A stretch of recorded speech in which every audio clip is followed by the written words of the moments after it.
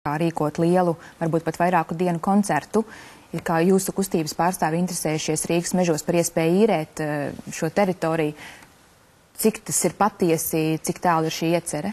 Nu, redziet, visā procesā, kad es ļoti daudz tikos ar sabiedriskām organizācijām, un sabiedriskās organizācijas arī pašas nāca ar iniciatīvu, kā caur kustību popularizēt savu sabiedrisko organizāciju darbu, dažādas sabiedriskās aktivitātes, kuri nodarbojas gan ar ģimeņu projektiem, ja tur, teiksim, Lietušo sieviešu apvienība, vēl citas organizācijas, kā kopā arī kaut ko darīt, kā kopā pulcināt cilvēkus un parādīt to labo darbu, ko cilvēki izdara labdarībā. Un bija tikai ideja, ka var visas šīs organizācijas kopā veidot kādu kopēju pasākumu, varbūt ar kopēju koncertu. Un visa tā ideja ir realizējusies tikai tik tālu, lai noskaidrotu, ko tas nozīmē. Ja kaut ko grib darīt mežparkā, piemēram, kādi tur ir pieejamie laiki, kādi ir izcenojumi, absolūti vairāk nekas nenotiek. Ja tā kustība tā attīstīsies un būs gan tādi resursi un cilvēkiem būs interese par kādu kopēju pasākumu, varbūt tas arī būs pasākums. Bet jūs neesat rezervējuši jau konkrētas telpas? Nē, absolūti nekas tāds nav darīts. Dienās. Informācija, ko ieguvāt, nešķiet pārāk dārgi, tomēr tas viss, jo plāns ir ambiciozs, lai savāktu meža parkā, tur vajag vairākus tūkstošus cilvēku. Protams, ka tas ir ambiciozs plāns, un tādi plāni var realizēties tikai tad, ja ir cilvēkiem iniciatīva, grība tajā piedalīties. Ja tāda iniciatīva un grība nebūs, arī tāda pasākuma nebūs.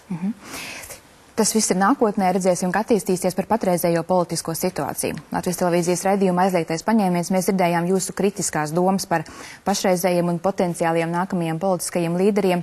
Jūs varētu tagad izanalizēt, ko jūs īsti teicāt un kādēļ jūs tā domājat? Tas bija mans emocionāls vērtējums, to es nenoliedzu, bet arī bija mana tāda pirmā pieredze, ka es saskāros ar viltu, jo visas sarunas mērķis jau nebija piekārt kādam apzīmētājus. Bet vienreiz es savu viedokli esmu pateikusi, tas ir mans viedoklis, es neuzskatu, ka man vēlreiz būtu jāatkārto kaut kas. Ne, tas, kas man vienkārši pārsteidzies, lasīja intervijas, ko esat iepriekš sniegusi arī presē, un jūs vienmēr uzsverat, ka jums žurnālisti saka, kā jūs, piemēram, vērtējat Valda Dombrovska valdību vai kaut kādu konkrētu politiķu, jūs sakat, nē, es izvairos vienmēr vērtēt konkrētu cilvēku rīcību. Šajā gadījumā, kad tā nebija preses publikācija, kad jūs domājat, kas ir vienkārši cilvēks, jūs stāstījāt savas domas. Vai nav tāda sava veida kā divkosība, jūs publiski sakat vienu, bet reālās sarunās ar cilvēkiem tomēr vērtēt citus cilvēkus? Tā bija, tā bija tāda emocionāla saruna, kurā, tā bija tāda emocionāli godīga savstarpējas uzticēšanās saruna, kā es to pieņēmu. Ja? Bet es tiešām izvairos vērtēt cilvēkus. Tā bija tieši saruna par to, kādā mērā, kuram cilvēkam, cik tālu par ko var uzticēties. Tā jau ir cilvēks tajā brīdī ir jāraksturo. Te šajā gadījumā varbūt mums arī vajag emocionālu sarunu, lai jūs arī man tagad izstāstītu to, ko jūs patiešām domājat par kaut vai topošajiem politiskajiem līderiem, kas atkal plāno atgriezties uz politiskās skatuves. Kādēļ jūs tagad nevarat par to runāt? Es nezinu, bet es neredzu tam pamatu tagad nekādu. Kas no tām? Bet tomēr mēs varam izglītot sabiedrību. Jūs pasakiet cilvēkiem jūsu viedokli, ko jūs domājat? Tieši par ko? Piemēram, par Eināru Repšu jūs minējāt, ka viņš ir nepārāk normāls. Ko jūs ar to domājāt? Jo viņš arī tagad nāk uz politiskās skatuves, viņš ir jau bijis. Tas cilvēkiem palīdz orientēties, ka ir šāda viedokļa dažādība. Bet vienu reizi es esmu pateikusi savu viedokli, un es tiešām vairāk viņu negribu atkārtot. Es esmu strādājusi kopā ar Eināru Repšu. Es redzu, kā cilvēks uztver lietas un dara. Man vairāk ir žēl, ja viņu izmanto citi cilvēki. Viņš jau iet ar savu misijas pārliecību, ka viņam ir jāizdara labas lietas. Bet tas, kas notiek, ka vairāk ar viņu pašu manipulē, viņam pašam neapzinoties, kā viņu izmanto. Cilvēcīgi man vienkārši ir žēl. Piemēram, kas būtu tā manipulācija, ko viņš neapzinas vai ko viņam vajadzētu varbūt saprast vai darīt savādāk? Bet tie ļoti tāda abstrakta jēdziena vienmēr manipulācija. Katrs cilvēks ir savādāks. Un šajā gadījumā, arī individuāla saruna, kas man bija ar Eināru Repšu, es sapratu, ka ļoti daudzas lietas, kas ir notikušas tā laikā, ka viņš bija premjers, viņš pat nebija lietas kursā, viņš nesaprata, kas īstenībā notiek. Ja? Tas nozīmē, ka aiz viņa muguras kāds cits kārto jautājums. Tas nozīmē cilvēku izmantošanu, ja viņš pats nav lietas kursā par to, kas notiek viņam apkārt. Ja. Bet jūs nenožēlojat to, ko jūs teicāt šajā ierakstītajā sarunā? Es nenožēloju, es esmu pateikusi savas domas, savu viedokli, kā es to redzu. Attiecībā vēl uz Eināru Repšu, bet nedaudz citādā kontekstā. Jūs minējāt, ka Repšs kungs ir savdabīga personība. Vai jūs kaut kur nebiedē, ka arī jūs ar saviem šiem izteikumiem un aktivitātēm, ka arī jūs var uzsvērt par tādu īpatnēju personību, kura nāk ar retoriku, kur varbūt vairāk ir tādi ezotēriski jēdzieni, nevis tādi tieši racionāli, kā mēs esam pieraduši dzirdēt.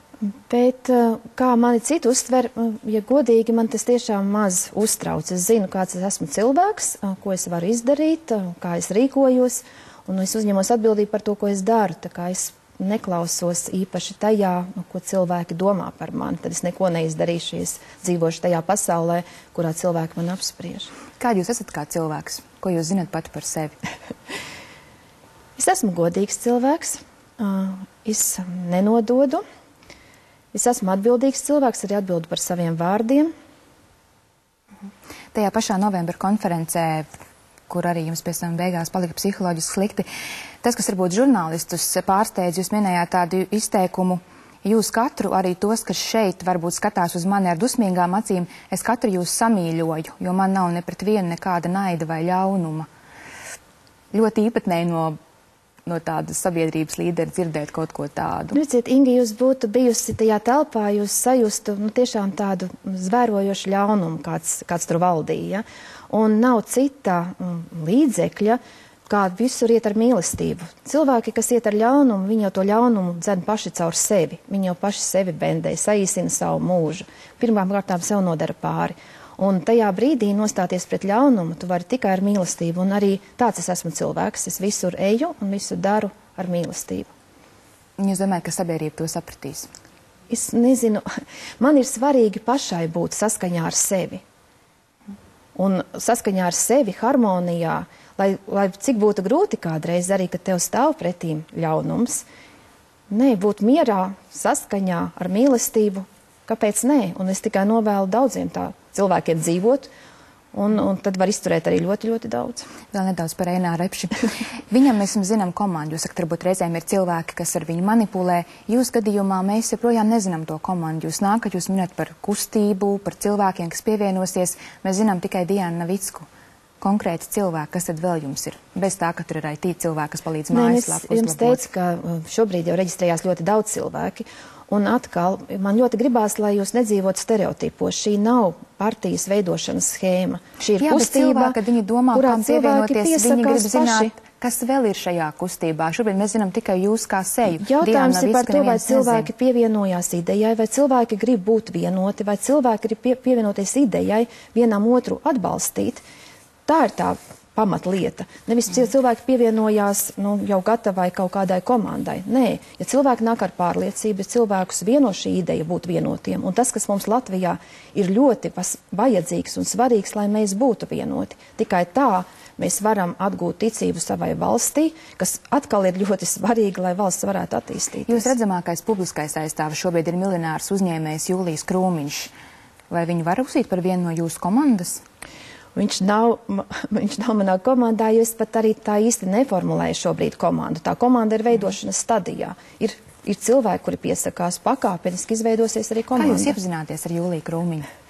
Jūlijs Krūmiņš, ar Jūliju Krūmiņu es iepazinos strādājot vēl valsts kontrolē, kad mēs veicām revīziju Rīgas brīvostā, un mēs uzrunājām vairākus uzņēmējus, lai noskaidrotu viņu viedokli par to, kāda ir biznesa vide, iegūta kaut kādu priekšstatu, izpratni par to, kā strādā Rīgas brīvos. Tad es arī iepazinos ar Jūliju Krūmiņu tieši brīvos revīzijas laikā. Bet tā jums bija tāda ierakstpraksa, ka jūs aicinājāt, atkarībā no tā, kādu auditu jūs veicat, jūs aicinājāt uzņēmējus? Jā, tā ir ierasta prakse, jo tāpat, piemēram, veicot revīziju par būvniecību, mēs uzrunājam būvniecības kompānijas vai veicot revīziju izglītības sistēmā, atkal mēs uzrunājam profesionāļus. Kur ir konkrēts cilvēks, kas bija tie profesionāļi, ko jūs aicinājāt, kam jūs uzticaties? Kā Jūlija Krūmiņš, Jūlijas Krūmiņš, es tagad nenosaukšu, un tur bija vairāk Stividoru kompāniju vadītāji, tur bija arī, es atceros, piemēram, no būvniecības, kam jūs uzticējāties?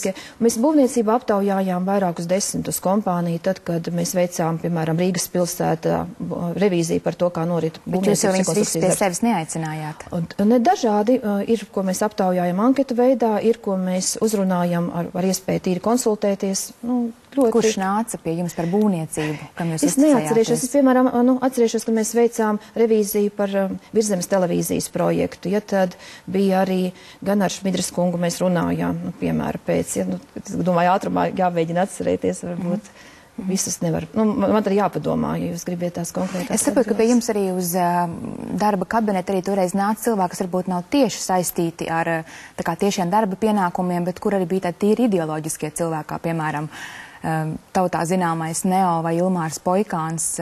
Vai jūs arī tādus garīgos cilvēkus aicinājāt pie sevis?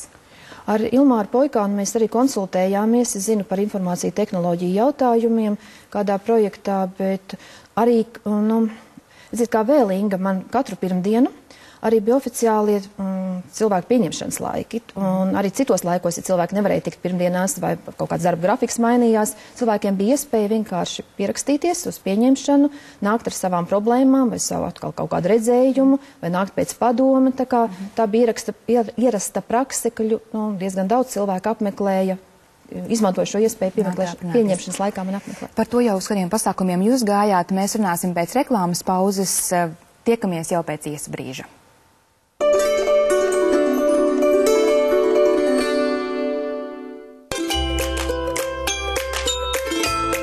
Mums katram ir savi elektrības lietošanas paradumi. Tieši tāpēc mēs Latvenergo esam izstrādājuši jaunu produktu līniju Elektrum. Ja tavs elektrības patēriņš ir līdz 200 kWh mēnesī un tu neesi portāla e-Latvenergo lietotājs, tev piemērotākais ir Elektrum universālais. Vienkārši sāk lietot